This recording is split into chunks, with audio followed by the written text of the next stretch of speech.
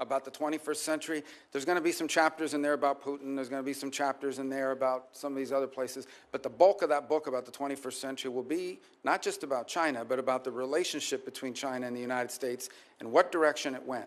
And I think you're alluding to it in your statement. I know you may have another question. I don't want to eat up all your time, but I do want to say this. The Chinese believe that the United States are a great power in inevitable decline and that they are an inevitable rise. Now, they already are. They're going to be a rich and powerful country, and we're going to have to deal with them. The danger is that because of our own actions, in many cases, a dangerous imbalance is built up in that relationship. We allowed them for years to pretend that they were some developing countries, so we should allow them to continue to cheat on trade and commerce. We should allow them to continue to expand. They lied about not militarizing and populating island chains in the South China Sea and the like.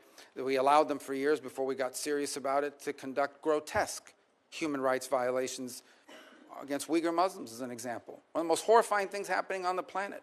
And for years, no one talked about it, which, by the way, not just has a human rights component to it, it allows them to use slave labor to produce goods that, at the expense of the rest of the world. Talk about not just a horrific humanitarian crisis, but an unfair trade practice as well. We've allowed them to get away with things. And frankly, the Chinese did what any country in the world would do given these opportunities. They took advantage of it.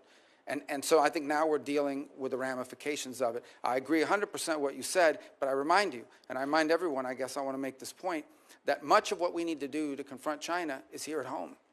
It's not just abroad, it's also here at home. We have to rebuild our domestic industrial capacity, and we have to make sure that the United States is not reliant on any single other nation for any of our critical supply chains.